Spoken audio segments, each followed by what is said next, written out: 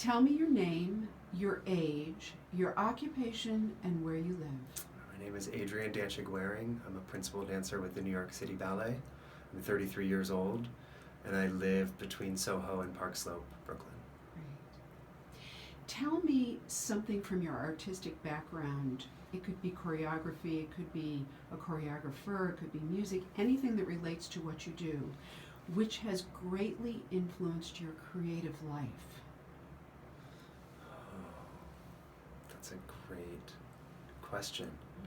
I think that the primary function of my work at New York City Ballet is as a sort of living embodiment of the George Balanchine works. And so I think that the 16 years I've been working in this house, 15 years, sorry, I don't mean to get ahead of myself. The 15 years I've been working in this house, I've had such deep immersive experience in those roles, in these ballets. And so to be sort of blessed in this way, with an embodied knowledge of a musical sensibility, a spatial sensibility, a human dynamic, has definitely influenced all the ways in which I think of my own creative habits. So it's generally Balanchine's oeuvre, essentially. Yeah, absolutely. And every ballet is a different lesson in this sort of lifelong syllabus, I think.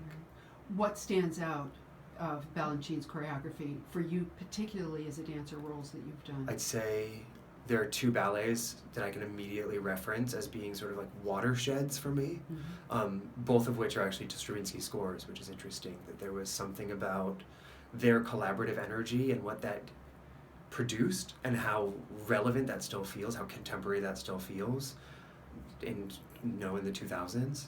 And those are Stravinsky Violin Concerto and Apollo. Wonderful.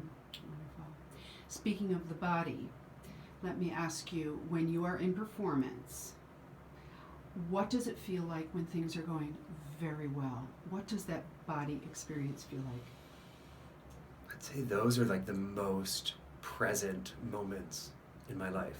When things are going very well, there's a great sense of surety and elasticity to like the space and time continuum.